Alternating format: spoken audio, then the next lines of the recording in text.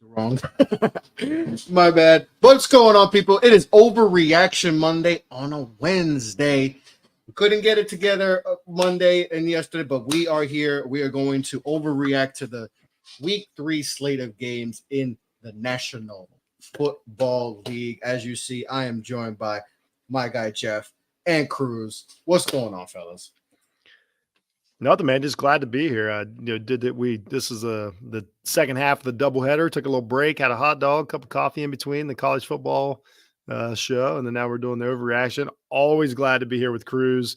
The originator of the overreactions, Cruise Island, the hot takes, everything. He always brings it. I couldn't miss this one. Glad to be here. How are you feeling, Cruz? Wait, before we start, Cruz. We're gonna start off. I'm gonna start off with a banger right away. Am I overreacting that this what's going on in Washington right now is better than what happened in 2012 at RG3? Is that an overreaction? At this point in the season, yes. I mean, it's Okay. Week 3. Week 1 didn't look good. Week 2 looked good between the 20s. Okay. Obviously, I mean, you watched the game, Chris. We look good between the 20s. Anything inside the red zone, we couldn't manage. It didn't help that we had a holding or a false start on every single drive inside the red zone. But yes, again, like I was telling Jeff before we went live, this was a bad Bengals defense. Their top 5 offensive spending between Joe Burrow and soon Jamar Chase, but they're 26th in defensive spending. So we know where their focus is. We know they are trying to match Kansas City in firepower. They don't care if they give up 45 points a game as long as they're able to score 50. It is nice to see Jaden Daniels go toe-to-toe with Joe Burrow in that offense. He's very methodical. It was good play calling. All in all, it was a great game. But yes, as of right now, Week 3 in the 2024 season, I would call it an overreaction. So what's the?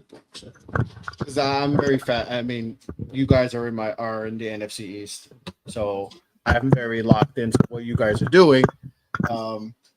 What's the biggest difference between this team that you didn't see under Mr. Rivera?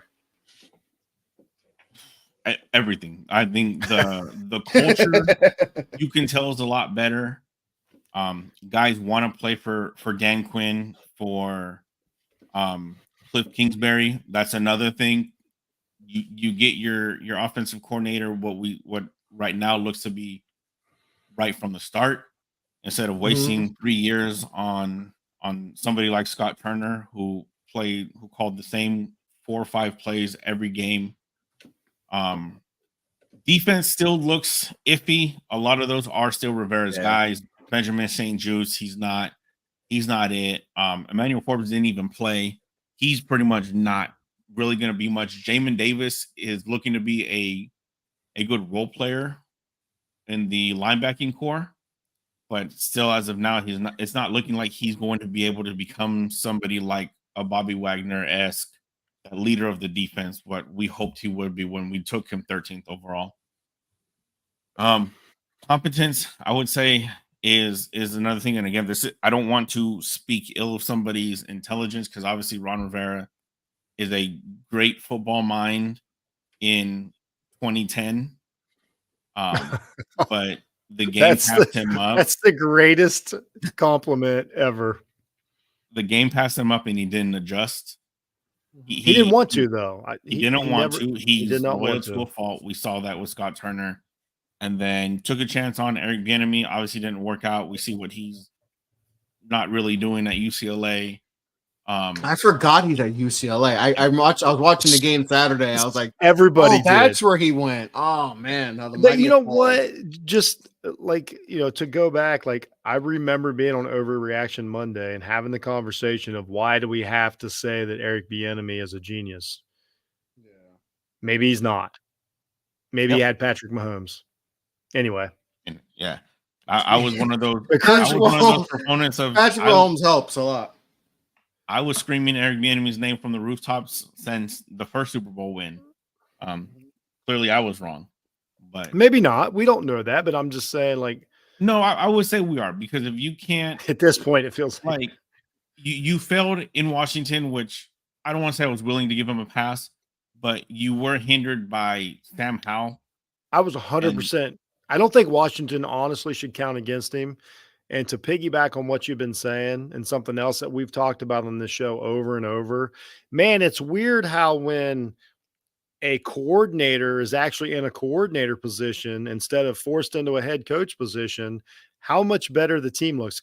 Kingsbury, He's a as a coordinator. coordinator, that offense looked awesome. And, we beat the drum with this. Like, if you're really good at something, that's what you should do. Like, you might be a great offensive coordinator. Don't worry about being a head coach. And another thing that I always said, this isn't, toot my own horn hour, but this is everything Monday night came to fruition.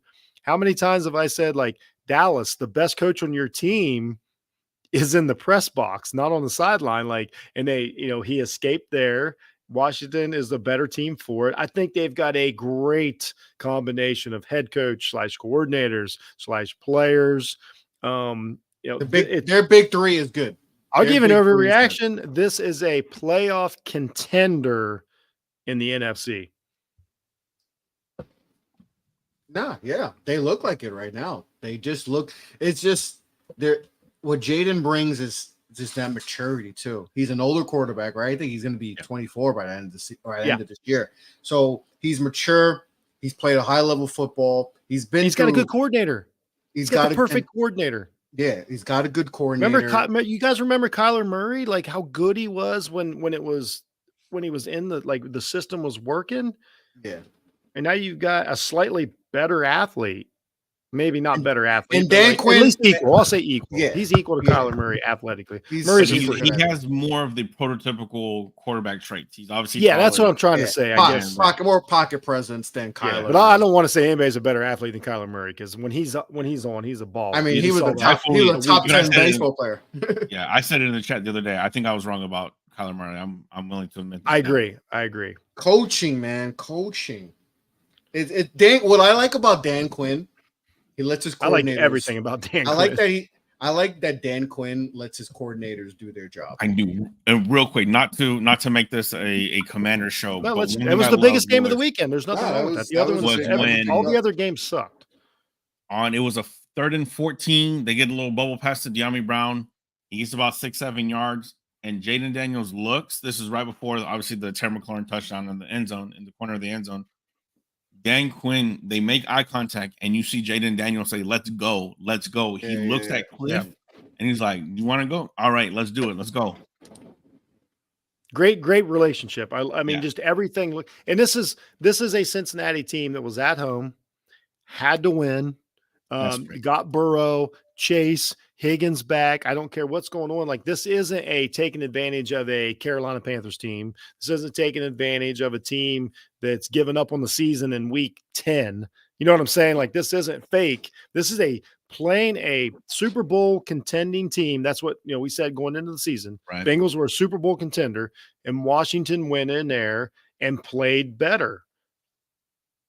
Like, that's a real thing that happened. Like, it's not a gimmick. Like, I think this is repeatable. But I think that there's also, like, I think that, there's some running game there. I think they have gears that they can play, that they're not going to have to just throw Daniels out there and get him, murdered for a game to try and win. I don't think it's going to look like Justin Fields in Chicago.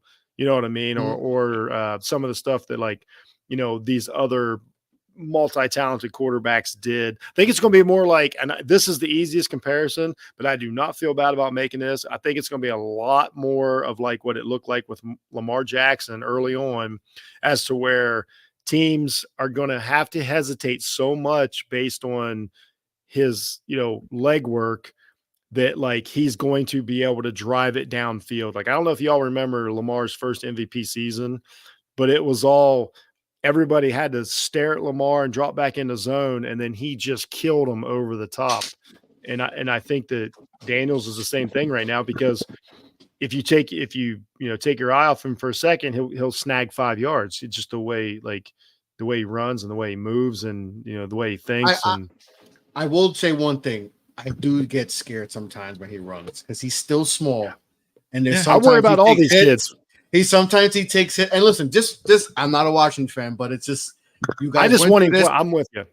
I went through this 10 plus years ago, so it's like, oh, every time he runs, I'm like, oh, like That's it's fair like, too. just get up because I'm He like, took that one hit the other night, that yeah, a that real one hit, was and I'm like, no, and mainly because I just enjoy. I just want him playing. And yeah. he's such a Like I'll talent. never root for it, no matter if you're my right. I want to see good players become Yeah. great. I want to I see them think he have a really healthy is career. a good player. And just another point I want to make, since we're talking about Washington, I said this all last year. He outplayed Caleb Williams all last year in college. There's no reason he's not going to do it this year in the NFL. That's just the way it is. This isn't a shocker. Daniels won the Heisman last year. He had the next greatest season in some categories, better than the great Joe Burrow LSU. Another thing, he went and stared down the last great quarterback from LSU that had the greatest offensive season ever. Daniels equaled that last season, won the Heisman, then went toe to toe and beat him in his house. I mean, just that matters. The mentality of it matters. You know what I mean? Like he didn't, he's punching up. He's not punching down. He's punching up. Cruz, isn't it crazy to and told the fans to go home?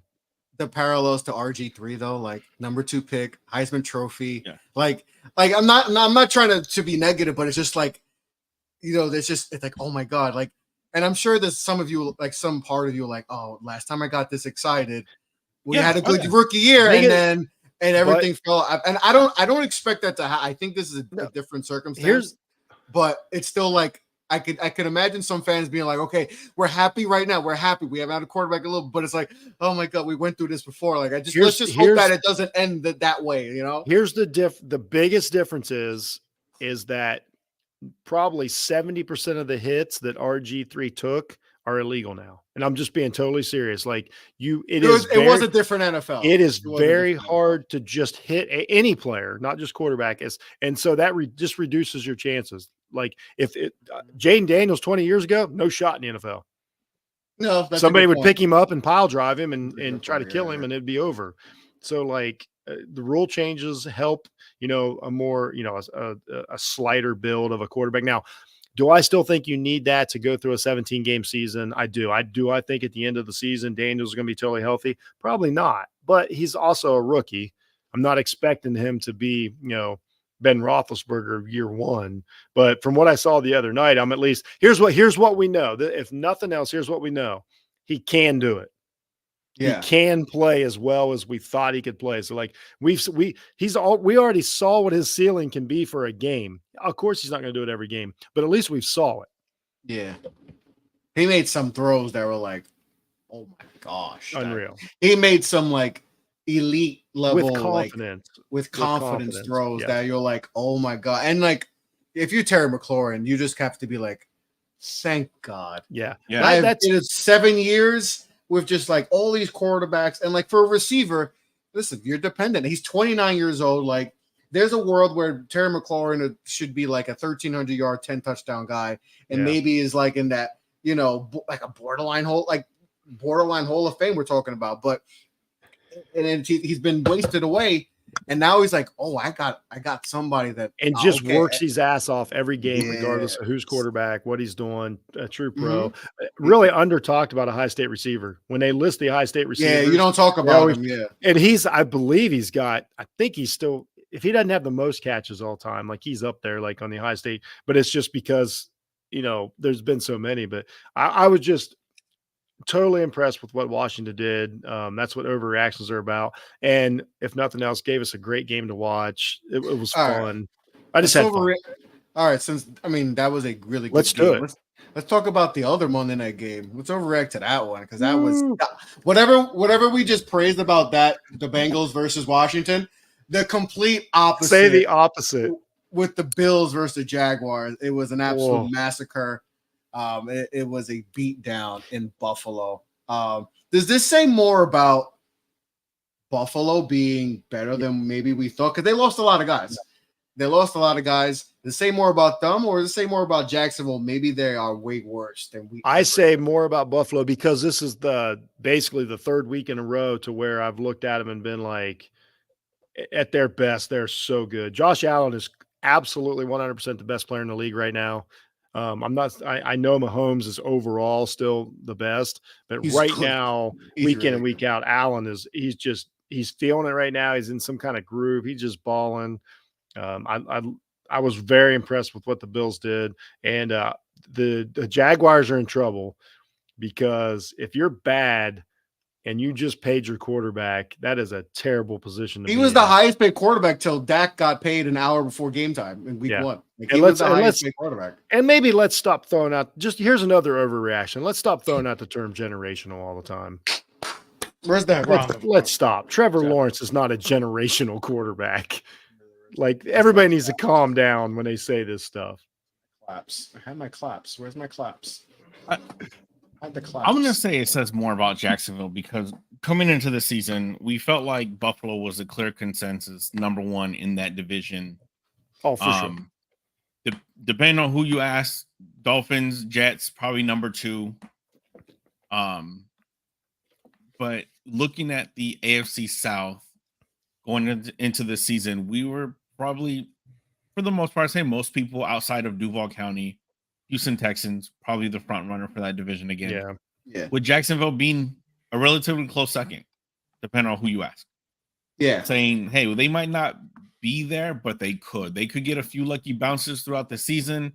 They could steal one from Houston to end up being important later on down the road and potentially being a team that can make some sort of noise in the playoffs. We knew the Bills were going to be somewhat good because they still have Josh Allen.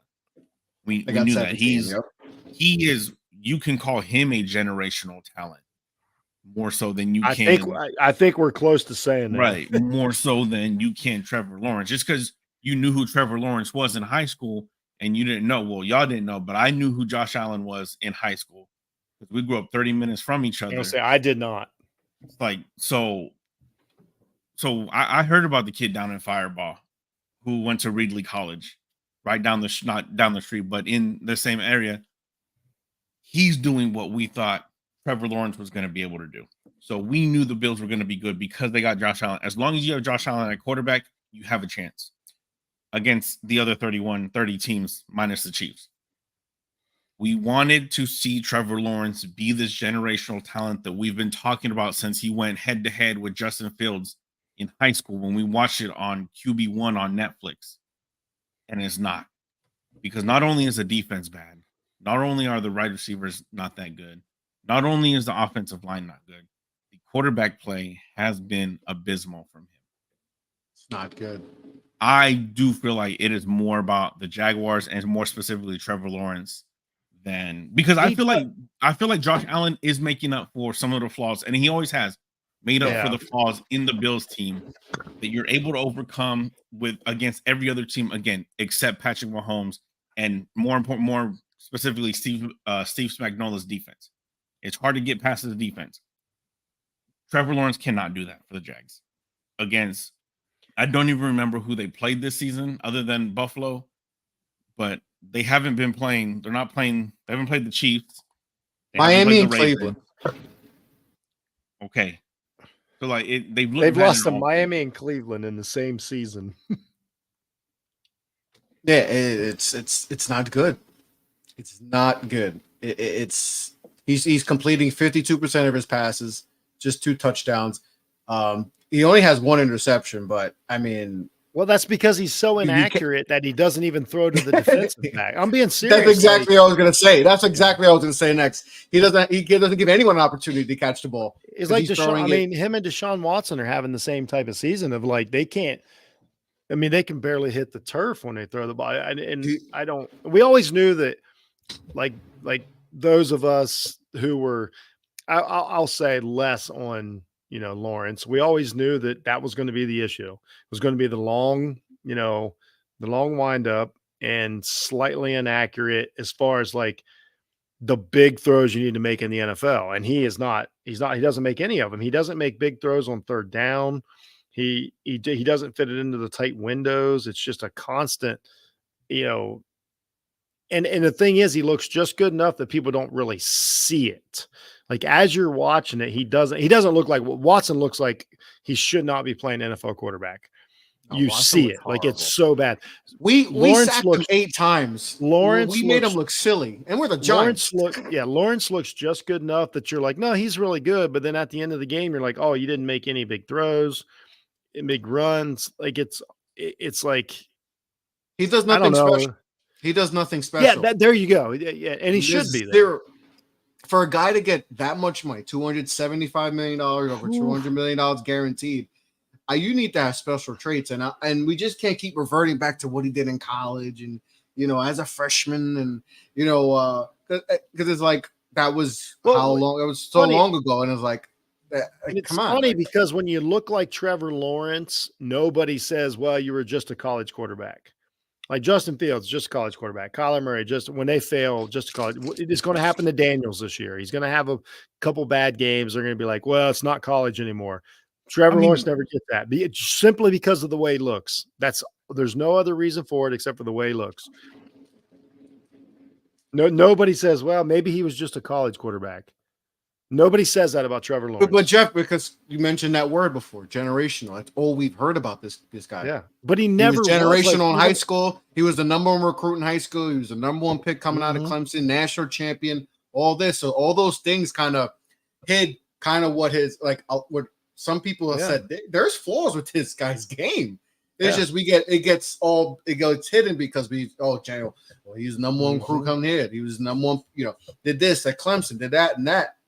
And it's like, well, he's not as good as you think. And it showed. That's all there is to it. He's just not as good as you think. Like that doesn't mean he's the worst player in the world, but now you're stuck. There's a few of these teams that are stuck. Like they're stuck. They're stuck. Like there's some bad we talk about Daniel. Listen, we could joke on Daniel Jones. I joke on Daniel Jones as much as anybody. But that contract don't look that bad anymore. No, it really these other guys, right?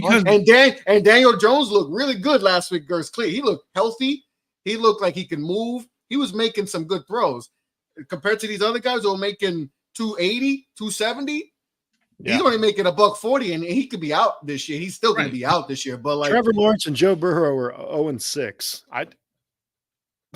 And the Jones contract looks better because the Giants realized they got buyer's remorse very, very quickly. And soon enough for them to be like, hey, this was a terrible contract. But we had to do it. But we had to do it because there was no other option. Right. And Morrow was like, well, let me go sell one of my yachts and just make most of it upfront signing bonus money. Just fuck it. Let's do it. Right. Yeah, and now the contract isn't as bad. No. And he's playing better than those other guys. All right, let's talk about let's talk about the Giants for a little bit because that's fair. Because Chris, that was a good weekend. Giants got off the snide or whatever you want to say, they did their thing, man. Here was the most important thing from that game. You realize that Malik Neighbors was the absolute right choice. Yes, you've got a franchise wide receiver for as long as you can keep him there. Which nowadays. I have no idea how long that is with a wide receiver. It could probably be 4 years with us because you know how receivers nobody. He is Jeff, a monster. Love him. People were saying that, hey man, I like him better than Marvin Harrison. Yep. And I never argued with those people, by the way, because I watched them both play almost every play last year, and I'm like, it's what you want to do with them. Exactly. Yeah. They're slightly different. Okay, so here's the difference. I respect that Neighbors has the upside and the explosion. That's ahead of Harrison. Here's what we know about Neighbors. He's also a maniac. That's good and that's bad. There's going to be some times to where shit breaks down and he's going to implode. That's fine. It's very Odell-like. Very Odell-like. And that's fine. I like guys like that. Here's what we know about Harrison. That dude is going to be an absolute professional day in and day out. He's more like Larry Fitzgerald. I know that happens to be the same team. So like, that's his dad. That's the difference in the two. Very low key. Neighbors, he's more of a Jamar Chase. He runs hot. He's going to be a competitor. He's going to be out there. Harrison's always been a little bit more of a technician. I don't think he doesn't have quite the burst that Neighbors does. Yeah. As far as on the field, Harrison's a little more. He's probably got a little more technique and a little more, maybe some footwork and stuff. If you want to nitpick, where Neighbors is just a great route runner, explosive, offensive player. But there was no wrong answer there.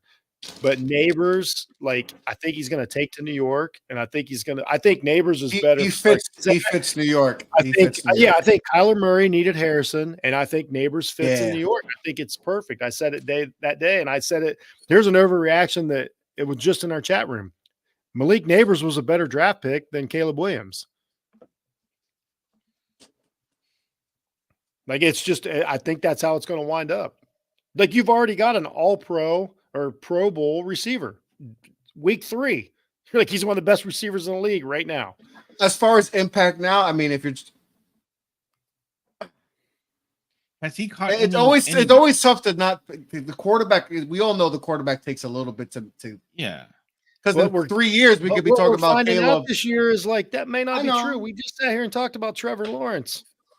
Yeah, you're right. No, you're right. I get it. I mean, really look at who's at the top right now. We're talking Geno Smith is up there. I mean, Jalen Hurts, he's paid now, but he wasn't a first pick. You know what I mean? We're talking about guys who have bounced around the league, guys learn to play quarterback. I mean, Daniels is an example of he's paying off right now. So I might be wrong about that, but if you draft Neighbors, guess what? You're right. There's no wrong. It's already done. He's great. He's great. It was just a matter of his usage. Would they give him the football? The odds of a wide receiver hitting are I don't know the percentages. I'm just throwing this pulling this out of my ass, but they're a lot greater than way better. You have 5. You can have up to 5 receivers on the field. Yeah. Not everybody can guard Neighbors all at once. You only have one quarterback. Who's going to snap every game. I'm just talking about simply draft picks. I'm just talking about draft picks. You know how I feel about drafting quarterbacks too high. Yeah. I think it handcuffs your franchise. Chris, I haven't watched every Giants game, but correct me if I'm wrong. A lot of his passes have been crossing routes, no? Yeah, they're short routes. Yeah, we don't because Daniel Jones can't throw. Right, which is going to be my next point. That doesn't matter in today's NFL because you're not getting hit. What was that? You don't get hit anymore. That can throw the ball. He can't throw the deep ball, Daniel. He can't. That's not the weed. So we have to do crossing routes, and so you're not going to see deep. You're going to see. That's why Malik's getting a lot of catches. But I will say, but Neighbors in the red zone is filthy. You can't guard him. You can't guard him in the back of an end zone. You can't guard him in short space. It's fantastic. That's why I said everybody gets too hung up on when I don't say wide receiver 1 anymore because people assume that means you go to the outside receiver and that guy runs as far down the field as he can. Jamar Chase, if you watch what they do with Jamar Chase, he might line up 5 different positions in 5 consecutive plays. Wide receiver 1s don't have a spot anymore. It's not XYZ like it used to be. Neighbors is that guy. Neighbors is a guy schemed to and Harrison's the same way. Scheme to get him open. Let him determine the defense. Keep moving him around. And then when you get that mismatch, guess what? It's over. That's who Neighbors is. That's an important guy to have. It's just a great, it's like getting a great, inside linebacker that can do Fred Warner. He's like a Fred Warner. Oh, wait, if you got a guy that can do everything, well, now you just made your entire team better. Yeah. Well, yeah. Malik has been.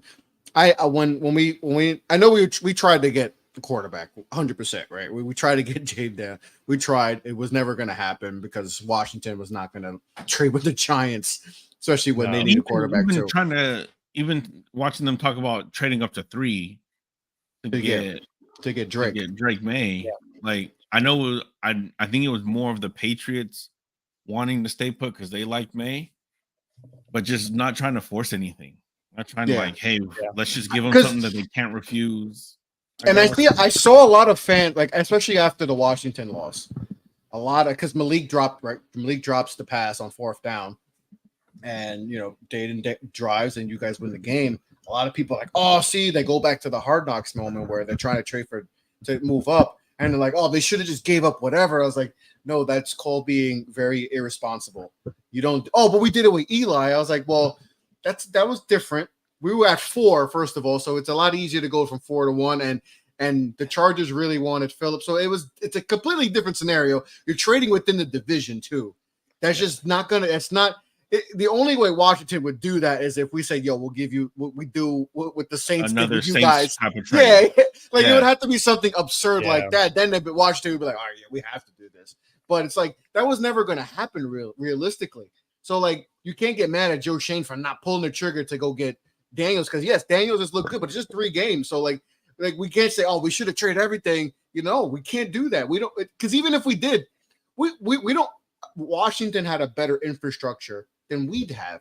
Like we didn't have the, especially offensively. We don't have Washington, and we don't have Malik Neighbors in the situation. Washington was pretty good last year. They just like every game was close and they lost it, which is perfect. Have a good roster and lose every game. Like that's the perfect way to do. Like I think there's going to be a few teams. Like if I'm Cincinnati right now, I'm thinking, well, maybe we just tank. You know what I mean? I like why do we want to be set? Why do we want to be 8-9? Why do we want to be 9-8? Like let's go get us another franchise player. So I don't think they're going to do that. But like so let's talk about the Bengals. We can get it right to them. Why are they 0-3? Why does this keep happening every year? Where they're the slow starts, every year is the same story. They're so. I don't think, unlike the previous year, I don't think this is going to be like, oh, we could just pick it up and start playing. No, I don't think that's the case. This year. Different mindset. This team, this feels like Zach Taylor can get fired because I think things can get really out of hand in the lock because it feels like there's a lot of parts that are just waiting to explode. Hey, it's a terrible run franchise, terrible facilities, blah blah blah. Like nobody wants to be in Cincinnati. Like that's you're in Ohio, so Well, I mean, just it's one of the worst destinations, like for players. Like it's just notoriously a cheap franchise. They don't spend a bunch of money like on the extra stuff. Everybody knows that. They got lucky. Burrow was good. They really, let's face it. Here's why the Bengals are relevant at all is because they were so bad. They got Joe Burrow. Like that's why they're relevant because they were so bad. And so they get Burrow. He's good. So what they really struck gold with a bunch of like free agents who didn't quite work for the team that they were on. They built a defense out of that. And all those guys came together, Bates and, all these cats came together and had played really good defense for a couple seasons, got them to a Super Bowl, got them to another AFC championship game. But then those guys got older or fell apart or they didn't pay Bates and they let him go. And they couldn't replace him. They caught lightning in a bottle on defense for a couple years. Hendrickson worked out really well, was a monster. He's out the other night. Their secondary, is much worse than it was. And so then all of a sudden, those games that they would have won. I firmly believe in my heart, if Bates plays for the Bengals Monday night, they beat Washington. I mean, we're talking it was a 5-point game. And what did they need? Secondary help. I think if Bates is in the secondary, they probably beat Washington that night. It's that, like we're talking the NFL, it's a razor thin line that you walk on. And the Bengals have lost all those dudes that did that. They even got a couple good seasons out of Eli Apple. You know what I'm saying? Like they just, everything just fell into place. Like, I know, right? We don't say his name in New York. Right. Exactly. But now that's gone. And now you got obviously the whole money thing with the wide receivers is a mess. I mean, I don't know if you guys watched any of the stuff before the game, but they had an interview and they, it was one of those cute, fluff pieces they were doing. And they asked Jamar Chase, they were talking to him, one-on-one, like a set interview, not like a in-game interview. And they asked him if he saw himself retiring as a Cincinnati Bengal. Now that's a situation to where most players, regardless of how they feel, just lie and say, oh yeah, wouldn't want to be anywhere else, blah, blah, blah. He goes, I don't know. Never thought about it. That was his answer in a setup interview, not an impromptu interview, not a locker room, not a, you know what I'm saying? Not an after the game, like in a one-on-one scheduled, street clothes interview. When they asked him if he retired as Cincinnati Bengal, he wasn't sure. And then he finally went, I don't know, I guess Cincinnati's all right. I'm like, that's your answer to your franchise wide receiver that's trying to get a contract. Like, to me, that's obvious. 1 foot's out the door. So now you got that. You got Higgins, who obviously isn't going to be there next year. And then you paid all the money to, Joe Burrow, but you probably don't, you might not even have fucking hand towels in the bathroom. Like, they're right back to where they were with Andy Dalton and everybody. They just won't go that extra step. And guess what to they see finish this it week? off. Yeah, and guess what? They got Andy Dalton and the Panthers coming in. My goodness. They go into Carolina. And also, as good as Joe is, I'll just flat out say it. He's maxed out. This is as good as he gets. His arm strength is not going to get better. He is not going to. He's a really, really, really talented quarterback and really good quarterback, but he's at his max. He needs help. He needs a decent defense. He needs some receivers to do a little extra. He's super smart guy. Reed's defense is really good, but he does not have he's not Josh Allen. He needs a little more help. He can't carry a team quite like, Mahomes or Allen or those guys do. That's just the facts of it. And it's showing up this year. The red zone the other night, they were terrible. And it's some of it's on Burrow. Like, there's nothing wrong with blaming the quarterback for a couple things. I know his stats were great, but we watched the game. We were there. So I'm just saying, like, everything is showing up now that didn't the last few years. And I think you're right, Chris. I don't see how they can. I don't think they can just like flip a switch and be great all of a sudden. I want to talk about one team. I want to talk about the Raiders. Ugh. It seems like I don't know anything about the Raiders. Cruz, you take this one. I mean, they win versus Baltimore, right? And like, okay, maybe all right, bounce back. They had a tough fake win. It was a fake win. Yeah, but like, they bounced back after the tough loss versus the Chargers week 1. Sure. It's like, okay. And then last week, now we got quarterback controversy. Minshew's gonna get benched. They got one of the worst head coaches in the league. Maybe Antonio. Listen, I love AP, man. AP helped my team win the Super Bowl. He helped us win the Super Bowl. Hey, no question about it. And what said? Mo said this. I'll never forget. Mo said this. Hey, man, just because you did a good job as the interim, don't mean you should get hired as the head coach.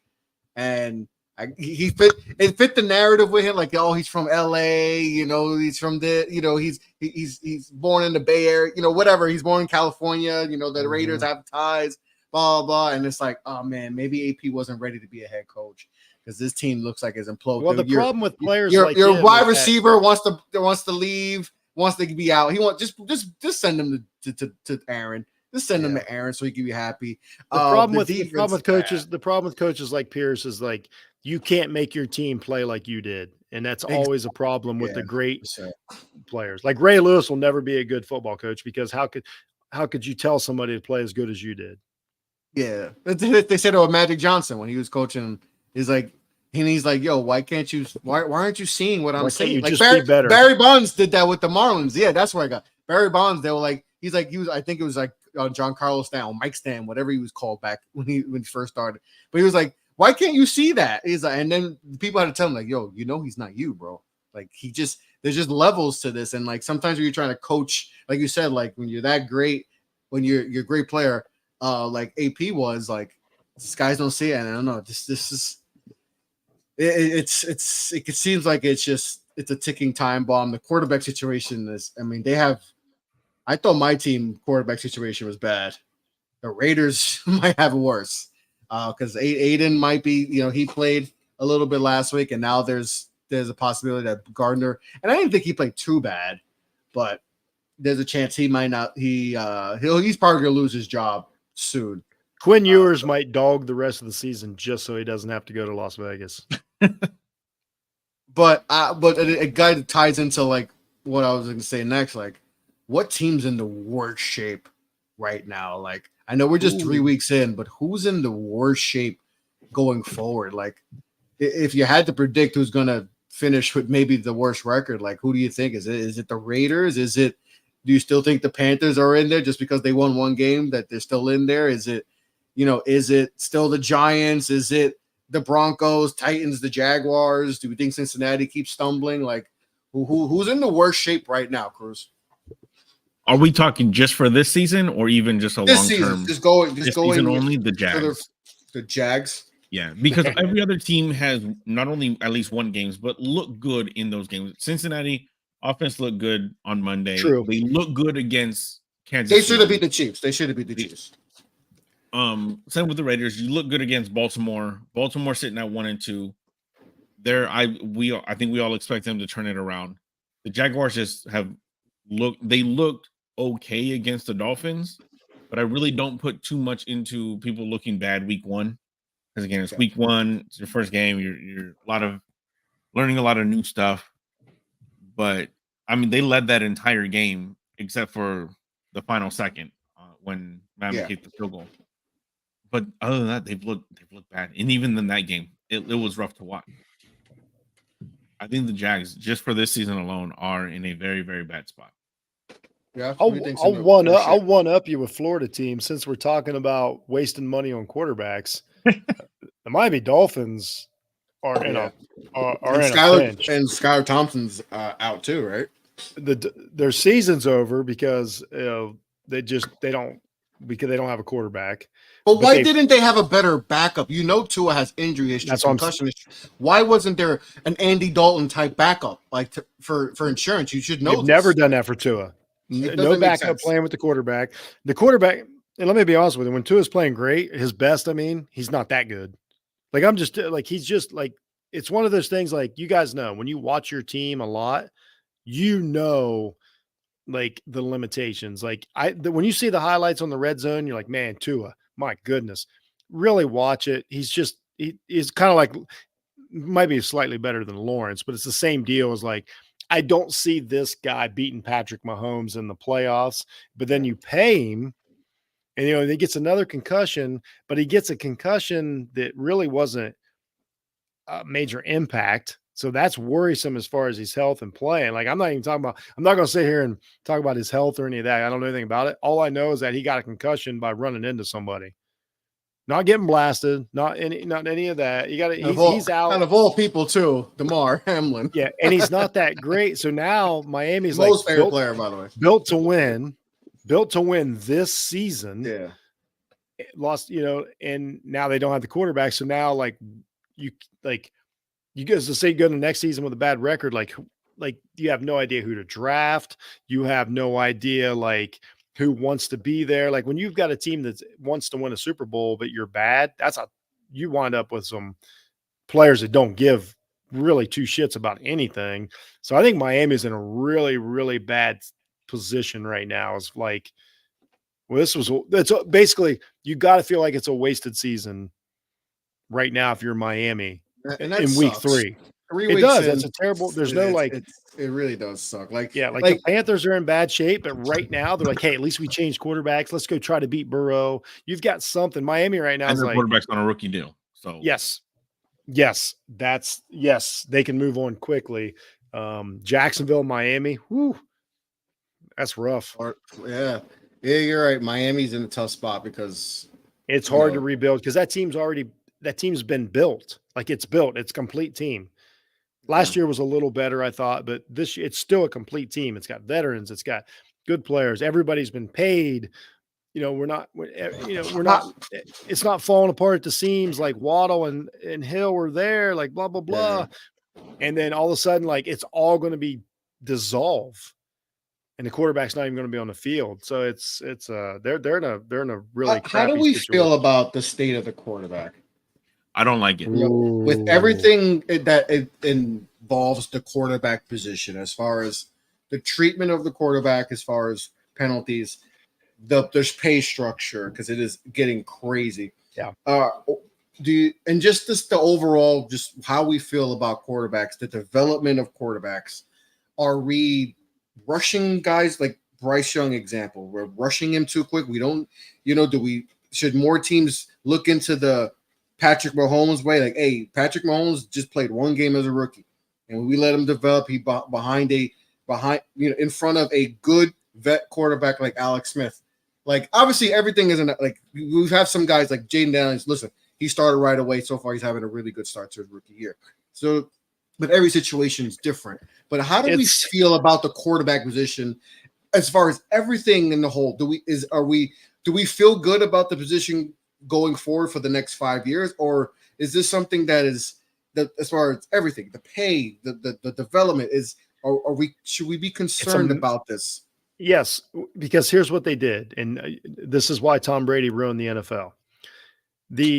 For the last 10 plus years, they have developed the league to be so quarterback centric, and that now what it's caused is, well, guess what happens when you're quarterback centric? Well, now your quarterback better be good right away.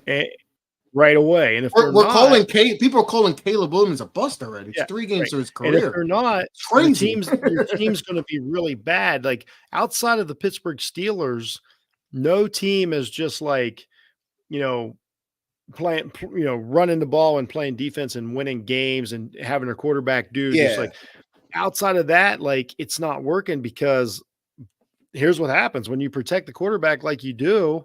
It also, like, you got all your wide receivers on the field, you got all these defensive backs on the field. So now if your quarterback can't throw, well, now you're just not getting first downs. And teams can't just switch to a power running game, because in a limited roster in the NFL, you just don't have the guys. Like if you've got a bunch of, pass blocker, like Miami, you got a bunch of pass blockers, you can't just become the Pittsburgh Steelers tomorrow and start running the ball more. Like you're just not built to do it. You can't just switch. So you're stuck. So then all of a sudden, guess what? You put Skylar Thompson into this offense. It looks just like it looked in Seattle.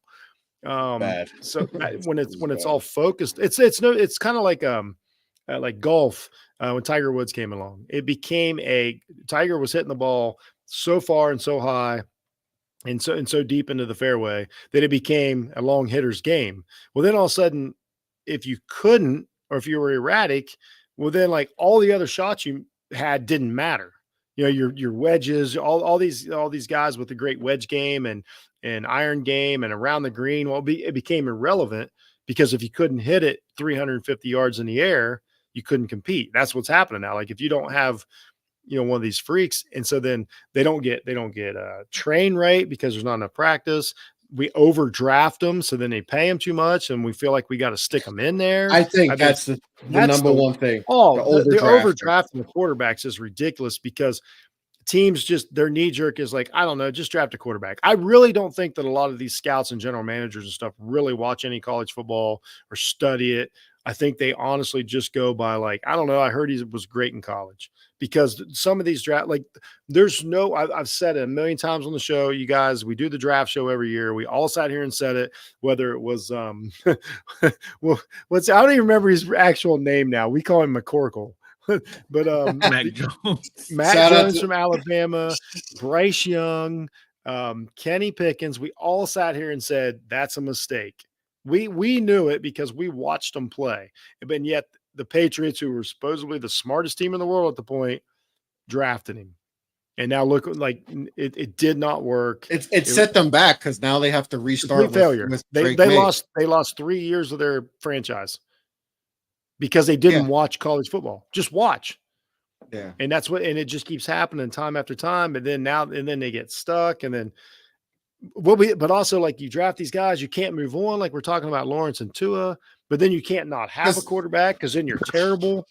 I think teams are so scared to not have a quarterback that they're kind of forced into signing these guys to, I truly don't believe a lot of these teams believe that who they have at quarterback is their guy. But it's like, we got to start over. Like that's a scary thing to start over at quarterback. Like if you're the Patriots, like that's scary. Oh man, we just drafted a quarterback 4 years ago and we got to start over again.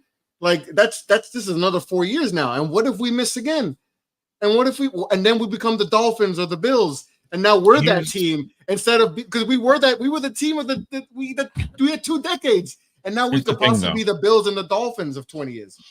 Here's the thing, though: the only people that think like that are coaches. They're going to get paid regardless. And my caveat to this conversation is that the owners do not give a rat's ass. This is true, because they make money regardless, and this is why I hate And they're the the owners regardless for how NFL. long. Yeah. Yeah. I was I hoping hate- Cruz would get here because this was my hot take week 1. I don't like that the NFL is a closed league. Was watching something one day about the difference between an open and a closed league. The EPL, English soccer, that's an open league. What do Anybody you can mean by closed league? Explain that. So in the EPL or just in English soccer, anybody can start a team. If us three had enough money to start a soccer team, we could. We'd be in the Oh, lowest really? division. I didn't know that. Yeah. Okay. And then we could work our way up and eventually get into the EPL. The NFL, MLB, NBA, NHL, MLS, you I need get you. a franchise fee. You need all that startup money. And so the owners are going to make their revenue share regardless from the Yep. TV deals, the merchandise, all that. They're going to make their money. This is just their fancy toy. Yep. They make their real money in their venture capitalist companies And- outside. And Cruz with a salary cap, they don't even care who they pay. Right. So like nobody's paying more. You pick number 1 overall, a quarterback. Guess what you're doing for at least the first 8 weeks of the season? You're putting butts in seats. You're selling tickets. After that, it might fall off a little bit. You make a couple offseason picks here and there, make a couple offseason trades, get the people excited. Okay, let's go to these games. Another 6-7 weeks of fans going to these games. If fans are lucky, or if the owners are lucky, and Dan Snyder was very, very lucky for this. Dan Snyder never took negative money on a game because most of them were visitor fans anyways. Either way, Dan Snyder was making money off of ticket sales, so he didn't care. And none of these owners do. And that's wherein lies the problem. As long as you are selling tickets, that's the only thing that the owners care about. And that and their franchise is worth more every year. Snyder's a perfect example. How well you do. Snyder's a perfect example. Yeah, it's a perfect example. Like his franchise just like doubled and tripled and quadrupled, and he was, terrible owner. Didn't bring a championship. All those things.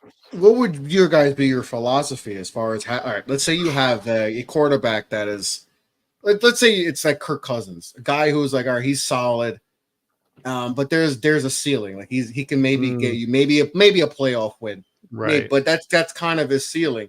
Do you keep running with that, or do you just?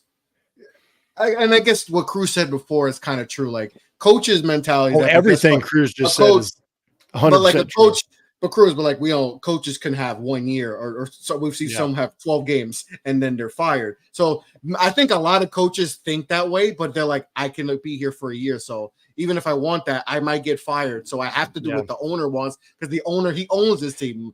So like I think there's more coaches that want it, but it's like, it's just crazy the way the court, like this team, you can't tell me with Trevor Lawrence and a lot of these guys that like Tua, like we kind of had to do this, but I don't think this is definitely not the right decision, right? Here's this can't what be the right move. But I've said this so much, and like it's so obvious, but like I don't understand why it's the only position in sports that's so protected. Like, why? What would be the big deal next week if they said, "Hey, we're giving Caleb a break this week. Like he's been getting beat up. He needs to sit back and he literally just need to take a week off and learn football. Maybe work with the other quarterbacks, or why? Like in the middle of a game, they didn't even give up a backup quarterback. His backup is that rookie from last year. Like they don't have a credible backup. So let me tell you something about that. The reason they don't want to put that kid in is he's going to look way better than Williams, and that'll cause a problem. Like he looked all right. That kid's ready to play, but he's just an older guy. And he's just been that goes to Cruz's thing where he said about tickets and all that. Like Caleb got, I agree with everything Cruz just said.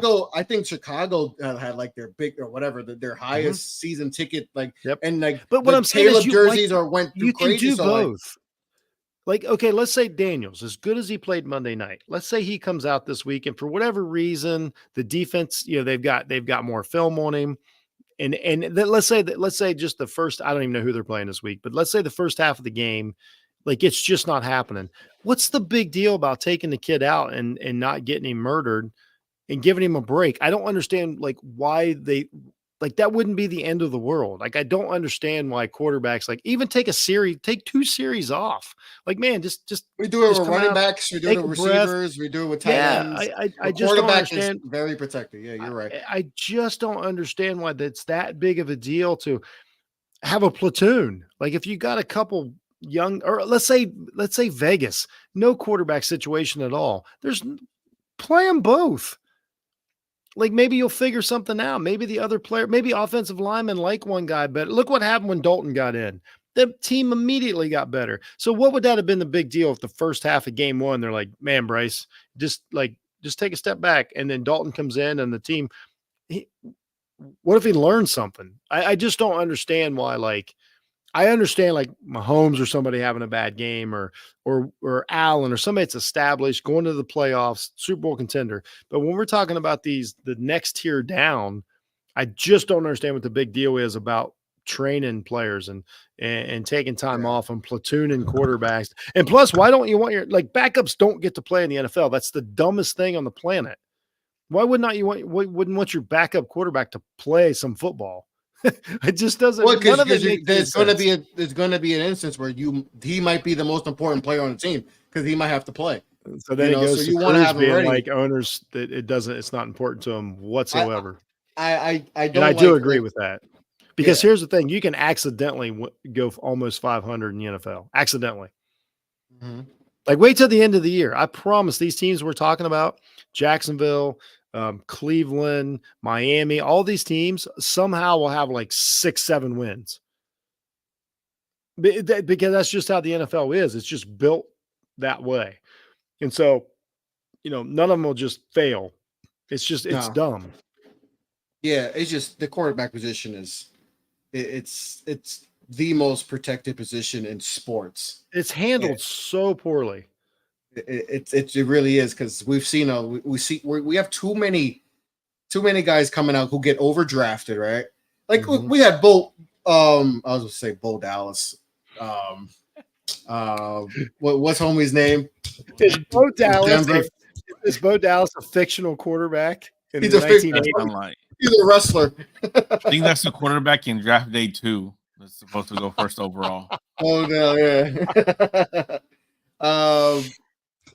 Bo Nix. Bo Nix is not. I don't think Bo Nix is really a first round top 15 type of quarterback, but because teams are desperate for quarterback, it's like the Giants with Daniel Jones. There's people that said, "Yo, I had a 3rd round grade on Daniel Jones."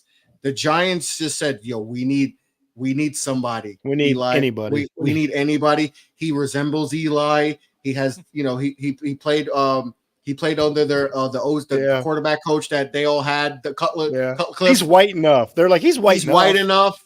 He's not gonna He push might outrun most of the whiteys, but Yeah. he's So, Take like, the white. middle of his first name and rearrange the letters. It spells Eli. It spelled Eli, so like it's like, okay, we're gonna draft him. If we draft him in the 2nd round, this development process would be a lot different than when you draft him top 6. Because like Jeff, you say every other position we draft accordingly, right? Running backs get drafted late 1st round, 2nd round, right? Mm-hmm. Guards get drafted in the 2nd round. Centers late for every position has like, all right, you take your left tackles, you take them high, right? Mm-hmm. But you don't overdraft. And it's like the quarterback is like, no, all right, this guy has a 4th round grade. Nah, he made a couple good throws against Stanford. All right, 1st round pick. Yeah. We don't do And that also with any other position. look what happens in better situations. Justin Field looks like a starting quarterback right now. Amazing. He got in a structure that fits him, and with coaching staff that understands how to play football. And all of a sudden he looks like a starting quarterback. 100%. All right, let's go. Before we sign off, let's go with our biggest overreactions of week 3. Jeff, what was your biggest overreaction? My biggest overreaction of week 3. I had it right there. I know we talked about some, but I've already burned a couple of them. I had a fairly sensible one, but I lost it. Where was it? I know, this is great. Oh, it's the Seattle Seahawks. They're good. Super Bowl contender. Super Bowl contender. I like everything they've done. Gino this is year 3 of like him like being legit. Like it's another one to where like this is the opposite of what we talked about quarterbacks. Since we decided to write Geno off 10 years ago, we refused to believe that he could be better. Like, no, this is who he is. This team looks good. Pretty good roster. The NFC West is falling apart. If anybody hasn't noticed with injuries, San Francisco's 1-2. San Francisco, the injuries, like they're just out too many important players. LA is out important players. This is the time where Seattle, I think if they can just they just got to get in the playoffs. You're going to be talking about Cardinals, Packers. If Packers are full strength with Jordan Love, but I think the Seahawks are an actual contender now after seeing how they've taken care of business this year. Okay, they have looked good so far, and Geno. Shout out to Geno Smith. I mean, I remember when he was our backup quarterback and he started for Eli, ended the streak. People were enraged, and now and that's the only reason he's not there. That's it. And it wasn't the wrong decision because Eli was garbage. Yeah, it was just it was Geno Smith. That was the thing. But but credit to the guy. He stuck around, learned how to play quarterback. What we just talked about. Actually, everything we just said is Geno Smith. Everything we've talked about the quarterback. I think Jameis Winston could be Geno Smith. I think in a few years, I think he could possibly be that type where he can, if he wants to fix it up. I think we're going to find out about Jameis pretty soon. I would imagine. I don't know how long we can ride. We might get to see. We're going to see him play. I don't know how long we can ride Watson out. I think we're going to find out a lot about Winston this year, and then I'll know more. Yeah, like going through like, hey man, you a number one pick, and like Baker went through it, right? Number one pick, everything's always good, and then down, then you're on a few teams, and now you found your spot. You start leveling out. Start leveling out. I think Jameis can be that. I think that could happen. I hope for because I think everyone likes him. So that's a hot take on itself. So yeah, that might be my. I can't wait to hear Cruz. Cruz is. By the way, Metcalf looked great this weekend. Cruz. DK. Oh, listen, DK. Hey, DK Metcalf looked great. That greatest of all time this year, man. Hey, he's playing like that so far. Sunday looked good. I don't really have a hot take. I have one that I want to say, but I'm not going to because everybody's gonna call me a homer, rightfully so. Say but it. I think the Packers are gonna, or not the Packers. I'm sorry. I think the Panthers are gonna contend for that division. Wait, the Panthers? The Panthers? Yes. The Panthers? Okay. That is a hot take. The Saints kind of got exposed. Eagles aren't really they're not a great team. They're not what they were 2 years ago. Dallas got exposed by the Saints and by the Ravens. I enjoy that so much. The Falcons. Dallas coming apart at the seams. We didn't even talk about Dallas. I'm glad we didn't, but yeah, we could save that for this week. Yeah, we don't care. You know what? I'm not going to sit here and say that the Panthers are going to win the division, but I think week 14, 15, their names are going to be involved because that's not going to be. You're not going to need 12, 13, 14 wins to win that division. No, you'll need 10. No. I think 10 wins. I think 10 wins it. So you think they're beating Bengals this weekend? I feel like you want to say that. Yes, I'm not ready to write the Bengals off, but their defense is horrendous. Their defense has gone awful, and I think the Andy Dalton and Andy Dalton's a vet. He's been here, done that.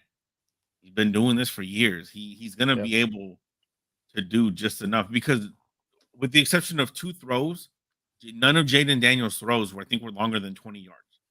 They were all either check downs, they were crossing routes, they were in routes, except for the 2 to Terry. They were all short, bubble screen short to intermediate passes. That's all Andy Dalton has to do against that defense. That's a good point.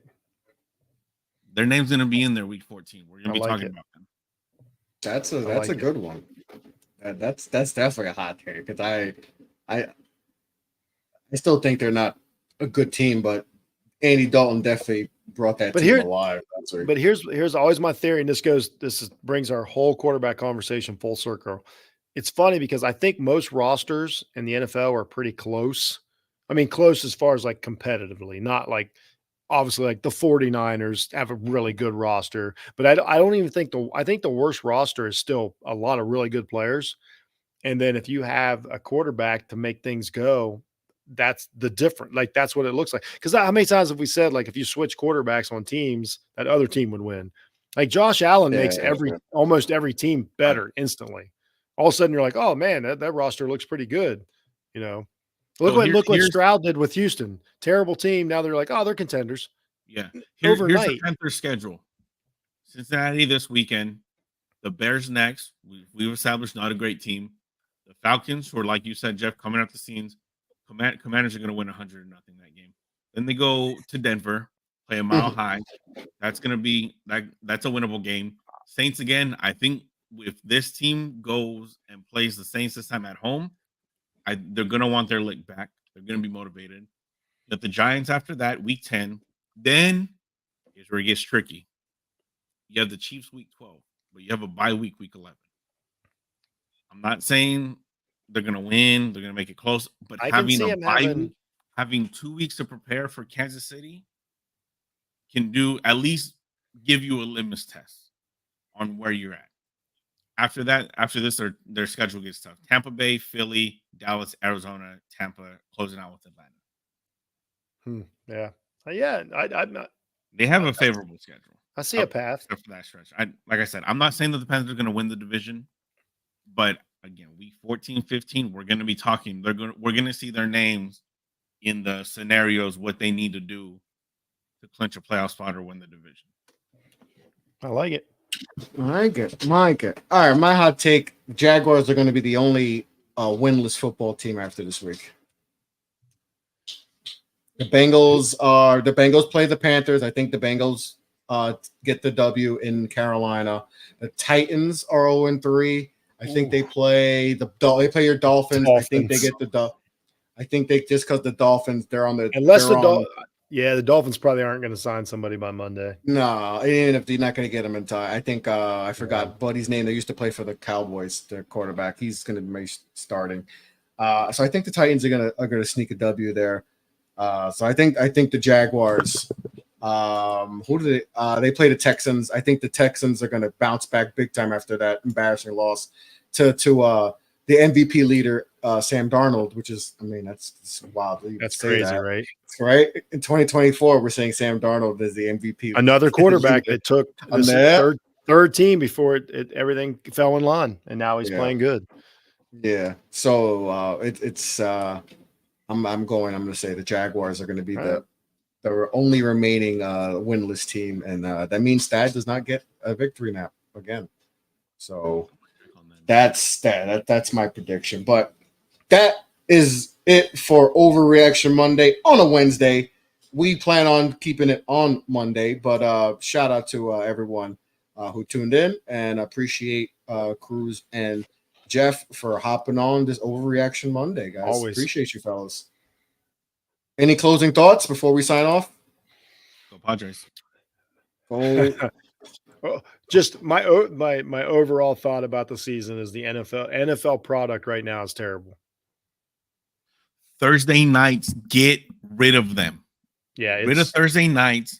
2 Monday night games every week. That game between the Jets and Patriots Thursday was Thursday game has been. That's not a product. That's not a good product to have. Yeah, no. We got time to get them ready. Giants, Cowboys. So we got quick. Cowboys. Me too, Cowboys. I feel like Daniel Jones. Prime time, 3 interceptions. It feels like that type of game. So we'll see. But appreciate everyone for watching Overreaction Monday. Make sure to check out everything out the Off the Ball Network. All the links are below in the description. Make sure to check out SeatGeek, your own place for all your ticket needs. Use promo code Off the Ball Network, all caps, for $20 off your first purchase. Jaguars games, you might be able to bring the whole family +2. So sorry. Please do so they don't get blacked out. Please go to the Jaguars game so people can watch it. Oh, Tony Khan. They got a swimming pool. They got to swim. It looks nasty, though. It looks nasty. I'm sorry. It does look gross. But I know, be well, be safe, take care. Peace out, guys.